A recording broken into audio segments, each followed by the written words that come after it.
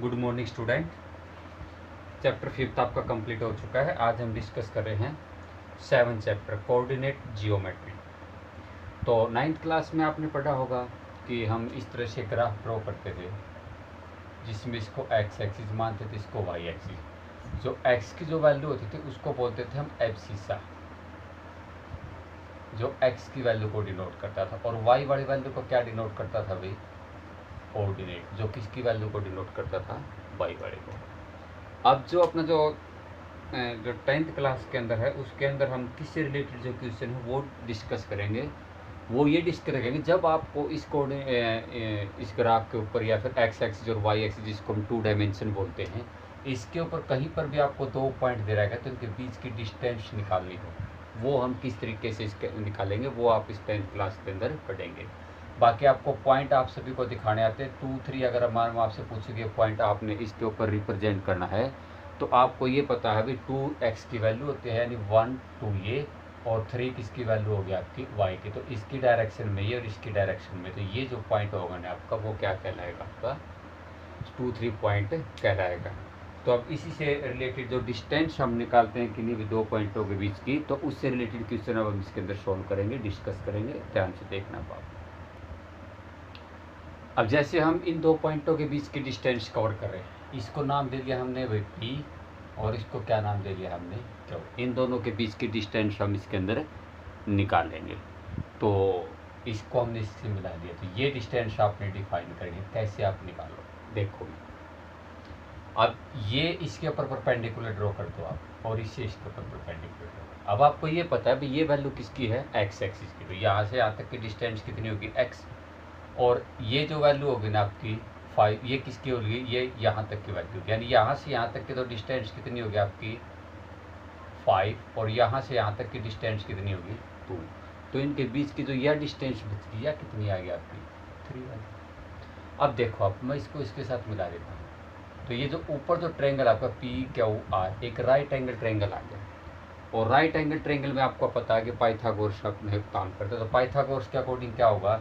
जो हाइपोटेनियस है यानी PQ का जो स्क्वायर है वो किसके इक्वल आएगा भाई? आपका PR का स्क्वायर, और प्लस में किसका आएगा? ये QR का स्क्वायर। अब अगर हमारे पास PR और QR इन दोनों की वैल्यू हो तो आप आसानी से इसकी वैल्यू निकाल सकते हैं। अब PR की वैल्यू ये है, यानी ये वैल्यू कितनी आ जाएगी आपकी? 3, यानी 3 का स्क्वायर, प्लस QR। देखो आप, ये है QR। अब आपको ये पता है कि ये जो डिस्टेंस है टोटल, ये पूरी डिस्टेंस कितनी है? किसकी डिस्टेंस है? ये y की। कितनी है? 6। और ये जो डिस्टेंस है किसकी है? y की। कितनी है? 3। ये 6 है और ये 3 है, तो ये कितनी बच गई आपकी? 3 बच गई। यानी यहाँ पर कितना आ जाएगा आपका? 3 का स्क्वायर।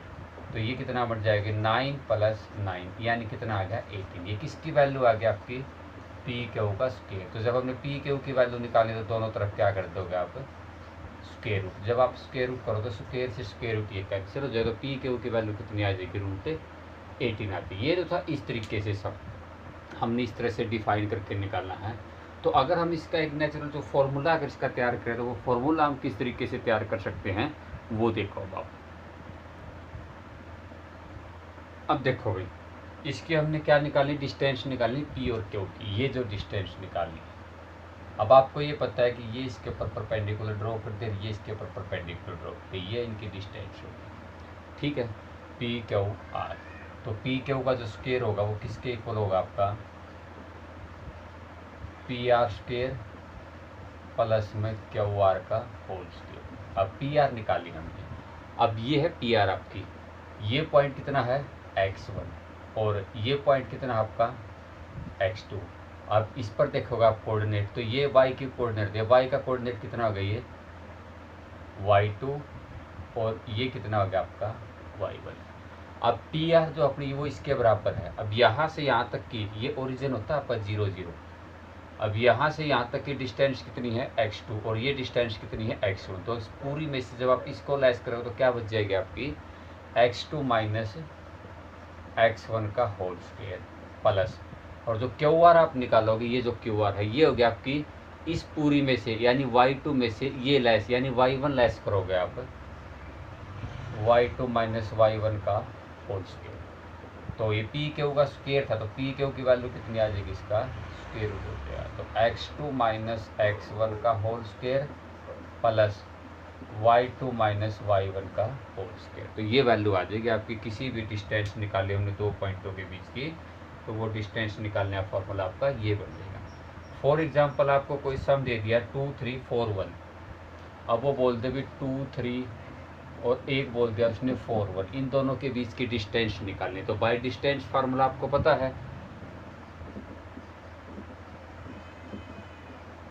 डिस्टेंस फार्मूला से इसको डिनोट करते हैं। क्या फार्मूला होता है अपना, x2 माइनस x1 का square plus y2 minus y1 का स्क्वायर पूरे का स्क्वायर। जहाँ पर 2 तो क्या बन जाएगा x1 सॉरी ये y1, और ये क्या बन जाएगा आपका x2 और y2, ये इनकी वैल्यू आ जाएगी। अब इसमें से इसको लेस कर दो आप, x2 कितना 4 माइनस 2 का स्क्वायर प्लस 1 माइनस में 3 का स्क्वायर और पूरे का स्क्वायर रूट। तो 4 में से 2 का भाई 2 का स्क्वायर प्लस में ये आ जाएगा माइनस 2 का स्क्वायर, 3 में 1 में से 3 राइज करोगे तो माइनस 2 का स्क्वायर 4 और प्लस में 4 और 4 कितना आ गया 8। या तो आप इसको 8 लिख लो, या फिर आप इसको ऐसे भी लिख सकते हो 4 क्रॉस में 2 भी 8 होता है, 4 किसका स्क्वायर रूट होता है 2 का, तो 2√2 इसका आंसर आ जाएगा भाई। उसके बाद हम डिस्कस करें कोलिनियर पॉइंट कौन से होते हैं। कोलिनियर होता है भाई 3 और more point which lie on A same line is called collinear point. यानी एक लाइन के ऊपर 2 3 या 3 से ज़्यादा अगर पॉइंट लाई कर रहे हो तो हम उसको कोलिनियर पॉइंट बोलते हैं। अब इसने बोल दिया कि 3 पॉइंट दे दिए उनके, मान लें कोऑर्डिनेट नाम दे दिया ABC, हमने प्रूव करना है कि तीनों कोलिनियर हैं। तो कोलिनियर कैसे प्रूव करेंगे हम, अगर मैं इसकी डिस्टेंस और इसकी डिस्टेंस, इन दोनों की डिस्टेंस का जोड़ इस पूरे 3 की AC की डिस्टेंस के इक्वल प्रूव करता हूँ तो इक्वल आ जाएगा। यानी किसकी distance, distance between AB plus में डिस्टेंस बिटवीन BC। अगर मैं डिस्टेंस बिटवीन AC के इक्वल प्रूव करता हूँ तो ये तीनों पॉइंट क्या बन जाएंगे, कोलिनियर बन जाएंगे। जैसे आप इसके कोऑर्डिनेट मिलेंगे आपको, A के कोऑर्डिनेट भी मिल जाएंगे इसके अंदर। जैसे एग्जांपल के तौर पर इसने दे दिया 1 5, इसके दे दिए भाई 2 3 और इसका दे दिया -2 और -1। तो सबसे पहले आप AB की डिस्टेंस निकालो, वही x2 माइनस x1 का स्क्वायर y2 माइनस y1 का। फिर आप BC की निकालो डिस्टेंस, इन दोनों के डिस्टेंस का सम अगर AC की डिस्टेंस के सम के इक्वल आ गया तो हम इसको कौन से पॉइंट बोलेंगे, कोलिनियर पॉइंट हम बोलेंगे। तो क्वेश्चन नंबर 4 क्या दे दिया उसने, चेक वेदर 5 -2 6 4 और एक पॉइंट दे दिया उसने 7 -2 are the vertices of a isosceles triangle. अब आइसोसेल्स ट्रायंगल की क्या खासियत होती है, उसकी कोई भी दो साइडें क्या मिलेंगे आपको, इक्वल मिलेंगी। तो एक साइड तो आप इनकी डिस्टेंस से निकालोगे, एक साइड आप इसकी डिस्टेंस से निकालोगे, एक साइड आप इसकी डिस्टेंस से निकालोगे। यानी किसकी डिस्टेंस निकालना, मान लो इसको नाम दे दिया A और इसको क्या नाम दे दिया B और इसको क्या नाम दे दिया C। तो पहले तो आप डिस्टेंस किसकी निकाल दो, AB की, फिर BC की और फिर AC की। अगर इन तीनों की डिस्टेंस में से किसी दो की डिस्टेंस अगर आपकी सेम आ रही है तो इसका मतलब ये पॉइंट क्या कहलाएंगे, आपके कोलिनियर पॉइंट कहलाएंगे। तो इसलिए आपने क्वेश्चन नंबर 4 तक आपने सॉल्व करना है। कोई भी चैप्टर हम स्टार्ट करते तो उसके बारे में जो भी इंट्रोडक्शन के अंदर लिखा हुआ था उसको आप अच्छी तरह से एक बार जरूर पढ़ लें। डिस्टेंस फार्मूले के अंदर कोई भी जो भी प्रॉपर्टी या कुछ भी दे रखा तो उसको आप एक बार जरूर पढ़ें। बाकी जो अदर जो फार्मूले हैं वो हम कल आपको बता देंगे। धन्यवाद।